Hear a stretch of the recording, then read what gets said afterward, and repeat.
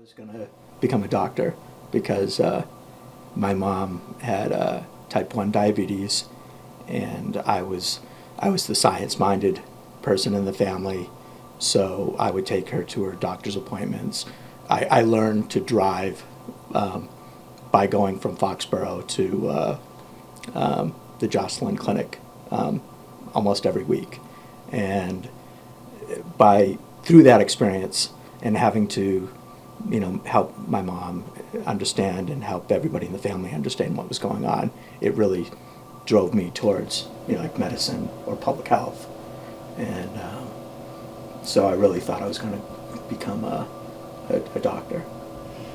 So, of your current job in Hopkinton, what's your favorite part of your work? It's going to sound odd, but the pandemic was the perfect fit for me because it involved, being a really toxic environmental site.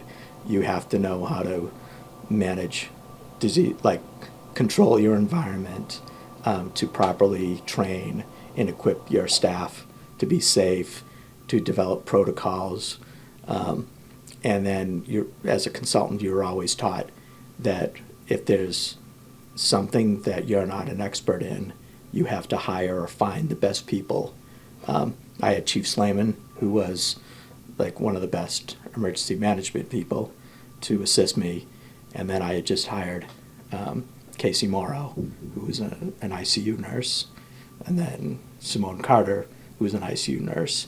So with our team, we were able to do really great things in Hopkinton, and then open up the regional clinic in Westboro, and with that,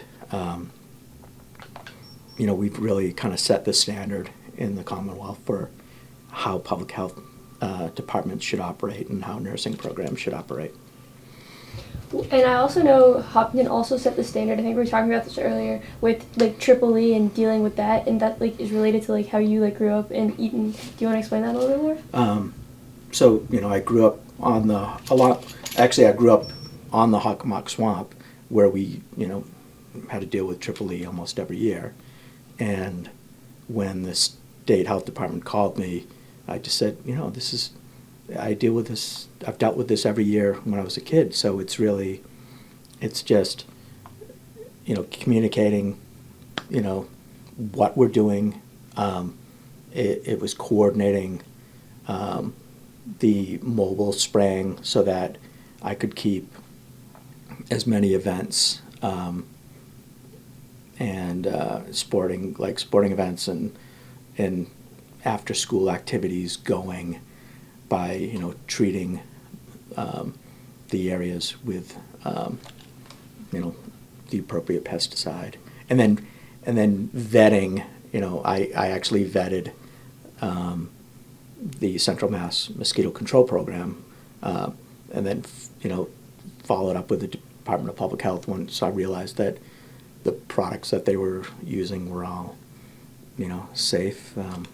We just moved forward and we put plans together, and we looked at the schedules for all the activities, and we just said, I need you to treat these areas on this date and this date so we could knock down the mosquito population